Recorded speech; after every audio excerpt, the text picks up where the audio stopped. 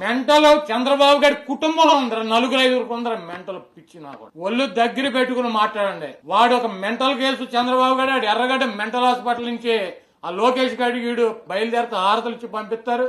ఇక్కడికి వచ్చి 4 రోజులు పిచ్చి నా కొడుకులాగా పిచ్చి వాగుడు వాగి వెళ్తారు. మా సంగతి చూస్తాడంట వాళ్ళ అమ్మనన్నామంట. మీ తల్లిని అల్లరి చేసినటువంటి 420 నా కొడుకు నీ బాబు చంద్రబాబు గారు, మేం కాదు. అసెంబ్లీ రికార్డులు చూద్దాం రా నీకు దమ్ముంటే. వాడు 4 ఓట్ల కోసం ఒక ఆడదాన్ని అడ్డం పెట్టుకోవటానికి ఆవిడని తీసుకొచ్చి అక్కడ అన్న మాటలు అన్నారని చెప్పి తీసుకొచ్చి బయట రోడ్డు మీద ఊరు వాడు అల్లరి చేశాడు నిన్ను నీ తల్లిని. వాడురా 420 గారు చంద్రబాబు, మేం కాదు. చూస్తాం అధికారంలోకి ఎవరిని వదలం. ఏంట్రా నువ్వు చేసేది నా బొచ్చు. నువ్వు చంపేస్తానంటే భయపడిపోతావు. ఇక్కడ నా కొడుకు ఈలాగా భీము నెత్తురు లేని వాళ్ళం అనుకుంటున్నావు వైఎస్ఆర్ కాంగ్రెస్ పార్టీ అంటే. నువ్వు చంపితే చచ్చిపోతాకి, నువ్వు బెదిరిస్తే బెదిరిపోతాకి, నీ ఇంటికాడ ఉన్నటువంటి కుక్కలం అనుకుంటావా? పిచ్చ పిచ్చ వాగుడు వాగు మాక. నా ఇంటికి నీ ఇల్లు ఎంత దూరం, నీ ఇంటికి నా ఇల్లు అంత దూరం. ఆ రోజు వస్తే నువ్వో నేను తేల్చుకున్నావు, వదిలేస్తావు అనుకుంటావా? లేకపోతే నన్న వంశీనో చంద్రం ద్వారం పుండి ఒక 4-5 ఒకరిని వదిలి ఒకరిని టచ్ చేసి చూడరు నువ్వు మగాడు అయితే. ఎవడుంటాడు ఈ రాష్ట్రంలో, ఎవడేమవుతాడో తేలుతా. వాగుడు పిచ్చి బెదిరింపులు మా దగ్గర బెదిరించమాక. అన్నిటికీ సిద్ధపడే జగన్మోహన్ రెడ్డి గారు వెనకాల ఉన్నా. దేనికైనా సిద్ధం. నాకు ప్రాణం అనేది ఏకముక్కతో సమానం. నాకేం 1000 కోట్ల ఆస్తులు. నాయకుడి కోసం పనిచేస్తాం, ఈ రాష్ట్రంలో ఉన్న ప్రజల కోసం పనిచేస్తాం. నీకు మళ్ళీ 1,00,000 కోట్లు దొబ్బి తింటాకి పందికొక్కులాగా ఒంటిగా సొంటుకొంపులాగా నీ బాబుకు నువ్వొకడో నీకొకడో. మీరేంట్రా మమ్మల్ని బెదిరించేది? టచ్ చేసి చూడండి నా కొడకలారు. ఎవడు టచ్ చేస్తాడు? నీ అధికారం వచ్చేలేదు, టచ్ చేయలేదు. నువ్వు వస్తే చెయ్యి టచ్ చేస్తూ నన్ను చేస్తావు, వంశీని చేస్తావు, ద్వారంపూడిని చేస్తావు, అంబటి రాంబాబుని చేస్తావు, జగన్మోహన్ రెడ్డి గారిని చేస్తావు, ఎవరిని చేస్తావు చెయ్యిరా. ఒక్కడిని టచ్ చేసి చూడండి. పద్దాక వచ్చి వదిలిపెట్టండి. ఏం చేస్తావురా? ఒక్కడిని టచ్ చేయి. నీకు దమ్ముంటే నువ్వు మగాడి టచ్ చేసి చూడరు ఒకడిని.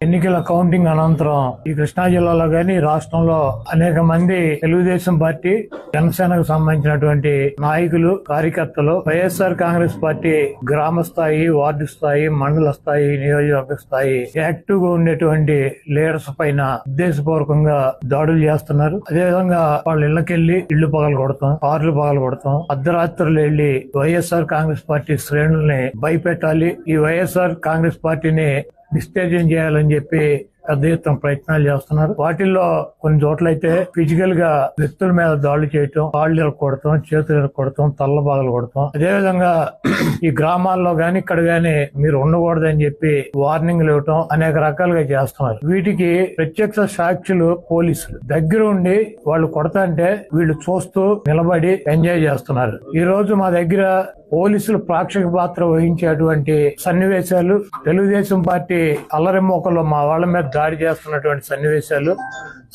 సీసీ ఫుటేజీలతో సహా, ఫోటోలతో సహా మా దగ్గర ఉన్నాయి. మేము ఎస్పీ గారికి గాని లేదా లోకల్ గా ఉన్నటువంటి పోలీస్ స్టేషన్ లో గాని కంప్లైంట్ ఇచ్చినా, ఒకవేళ మాకు ముందు సమాచారం ఉండి ఆ గొడవ జరిగేటువంటి పరిస్థితి ఉందని చెప్పినా కూడా వాళ్ళు వచ్చి ప్రేక్షక పాత్ర వహించడం, అదేవిధంగా ఎటువంటి కేసులు కూడా కట్టినటువంటి పరిస్థితి లేదు. కాబట్టి మేము జిల్లా పార్టీ తరఫున మా దగ్గర ఉన్నటువంటి వీడియోగ్రాఫులతో, ఫోటోగ్రాఫులతో హైకోర్టుకు వెళ్లి ప్రైవేట్ కేసులు వేయాలని చెప్పి నిర్ణయించుకున్నాం. తప్పకుండా దాడులు చేసినటువంటి వాళ్లే కాదు, దాడులు చేస్తుంటే చూస్తున్నటువంటి పోలీసు వ్యవస్థ మీద కూడా కేసులు వేయటానికి సిద్ధంగా ఉన్నాం. అదేవిధంగా వైఎస్ఆర్ కాంగ్రెస్ పార్టీ నాయకులకు గాని, అదేవిధంగా కార్యకర్తలకు గాని ఎటువంటి భయం, ఆందోళన చెందాల్సినటువంటి అవసరం లేదు. రేపు 2 రోజుల్లో జిల్లాలో ఉన్నటువంటి ముఖ్య నాయకులందరం కలిసి ప్రతి నియోజకవర్గానికి వెళ్లి దాడులు చేసినటువంటి వాళ్ళు ఇళ్లకెళ్లి ధైర్యం చెప్పేటువంటి కార్యక్రమం చేస్తాం.